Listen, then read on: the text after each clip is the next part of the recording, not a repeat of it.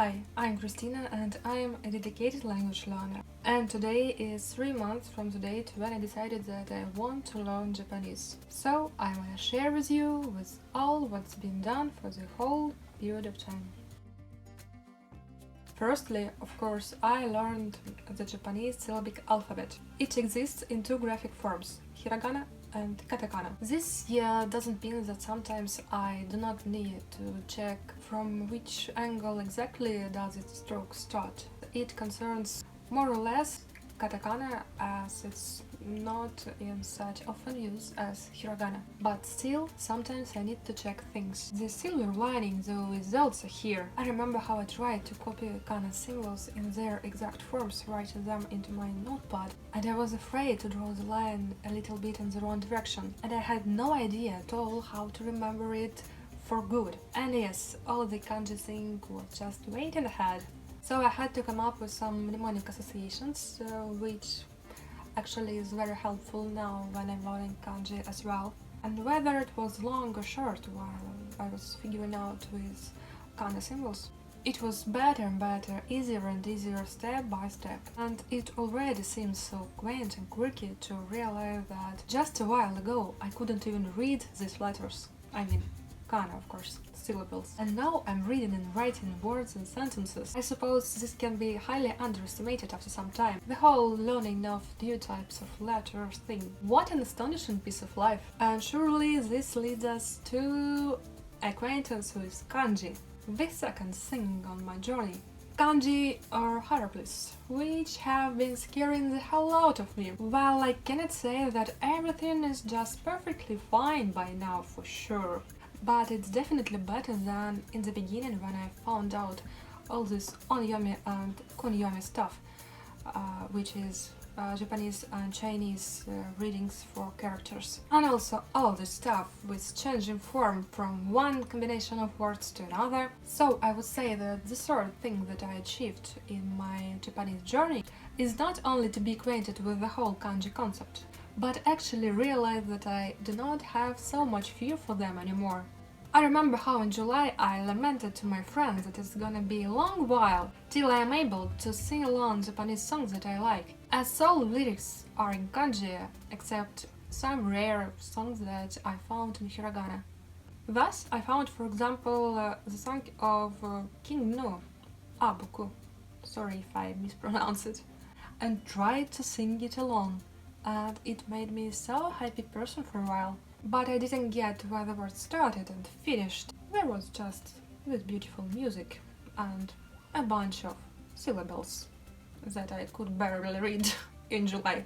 And there was this anime, The Rose of Versailles, which is provided with karaoke text in hiragana in its opening and its ending, which I gladly sing along every time watching episodes. But the best thing happened further, I would say just recently in fact, when I decided after all to try translating one of the songs that I like now, despite having kanji in its text. By this time I found an extra good dictionary for me and I was so happy about it. And this exact dictionary helped me to start with all this idea. I could eventually see how read this kanji and the words were divided into some individual parts, so it wasn't a mess like with this all hiragana text that I had with Abuku. And just after I finished dealing with this song, I found the website where the same thing is already done.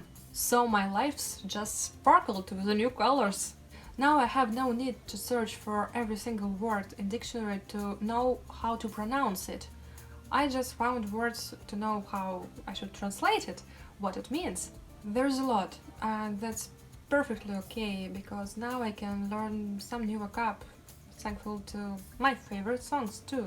And I cannot underestimate my everyday practice with learning 5 kanji a day. Do I know them well? I wouldn't say so, to be honest. This actually confuses me whenever I sing some Japanese text somewhere and I can recognize many symbols, I cannot yet understand them. But also I'm not getting upset with it. 250 kanji is my very first list of them, which was provided with the most usable characters. And I finished going through this list just yesterday. So I learned one part of them well, the other I'm learning in combinations and do not know well when they're standing alone. And the third part is a part of just recently known hieroglyphs. I think that the other 2 weeks of the month or so concerning kanji, I will dedicate myself to mastering them and then go forward.